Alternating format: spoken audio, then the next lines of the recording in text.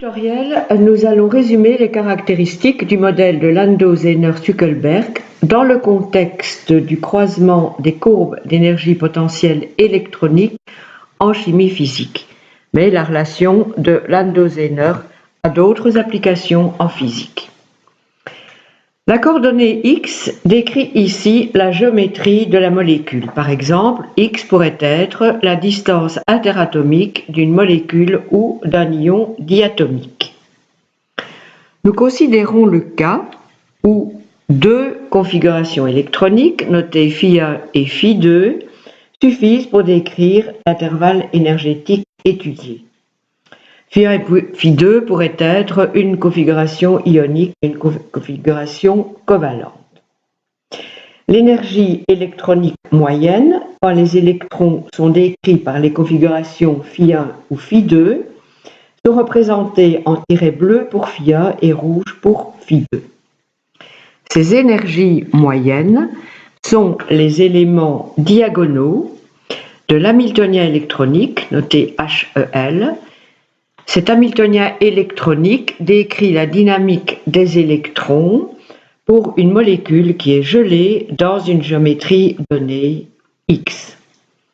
Le couplage entre les fonctions d'onde associées aux deux configurations est l'élément hors diagonal. Il est représenté en vert. Dans le modèle Landau-Zehner, les courbes d'énergie potentielle diabatique sont des droites. Les boutons alpha et bêta permettent de modifier les pentes de ces droites, donc de varier l'allure du croisement. Le couplage est supposé indépendant de la coordonnée et sa valeur peut varier avec le bouton H1,2.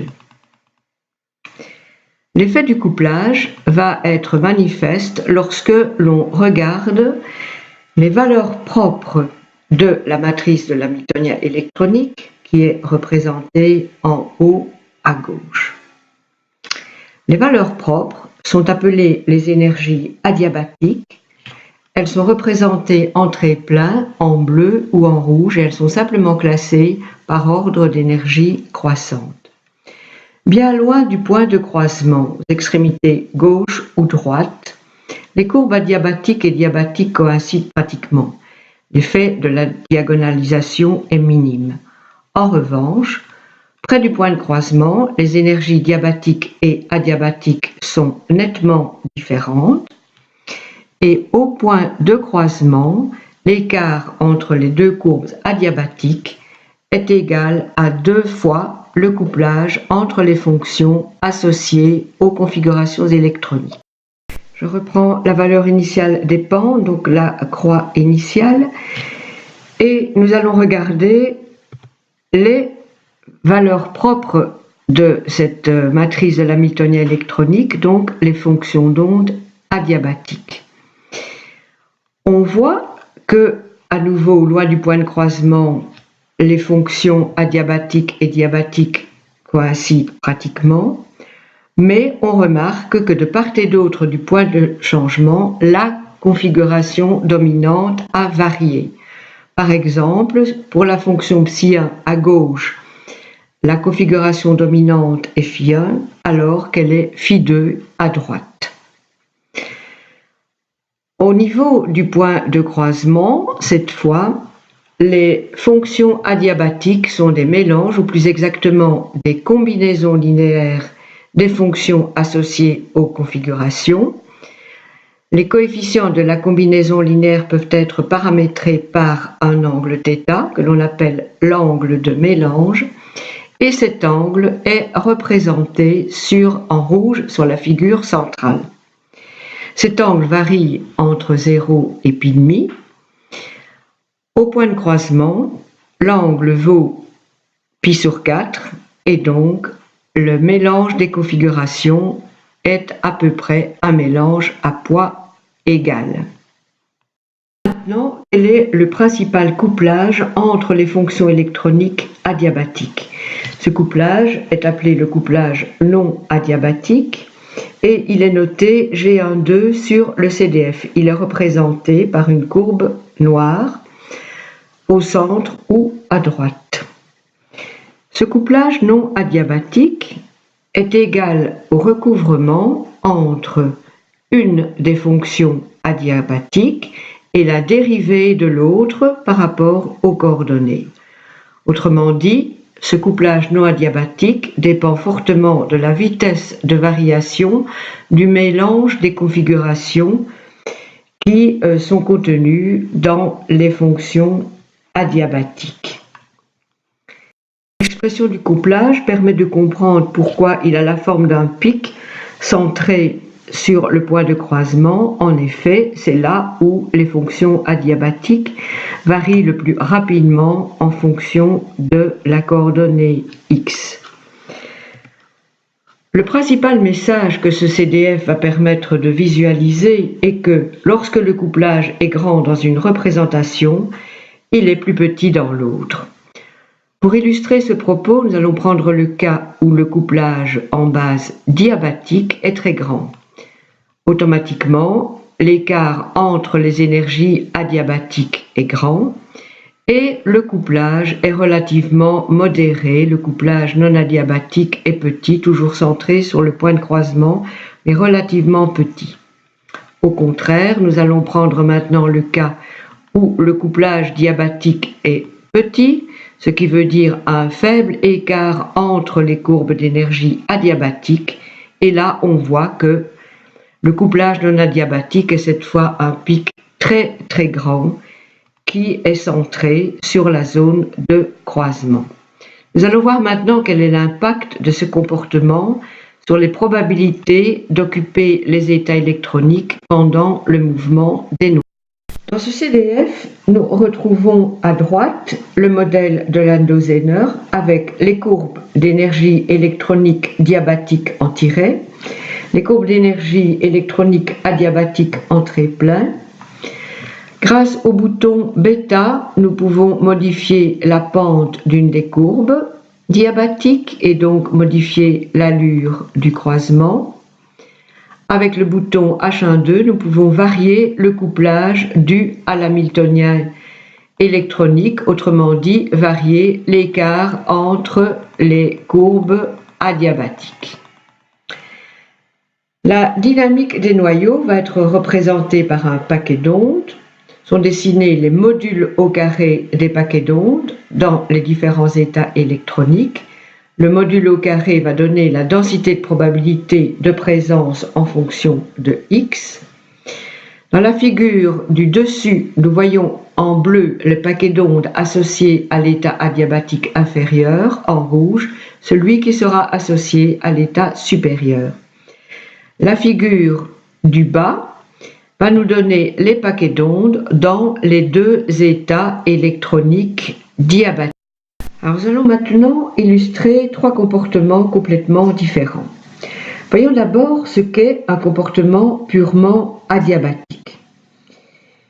Il faut alors qu'un seul état électronique adiabatique soit impliqué dans la dynamique des noyaux. C'est le modèle de Born-Oppenheimer.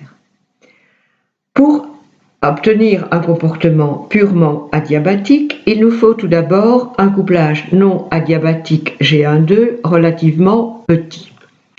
Autrement dit, nous devons choisir un couplage dû à l'hamiltonien électronique le plus grand possible, prendre le maximum ici, et cela va induire automatiquement un grand écart entre les états adiabatiques. Il nous faut aussi une vitesse relativement petite pour le mouvement des noyaux. Nous pouvons la choisir avec le paramètre K0.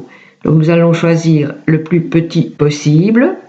En effet, si la vitesse des noyaux est petite, les électrons auront le temps d'adapter leur configuration dominante qui, comme nous l'avons vu, change très fortement de part et d'autre du point d'intersection des courbes diabatiques.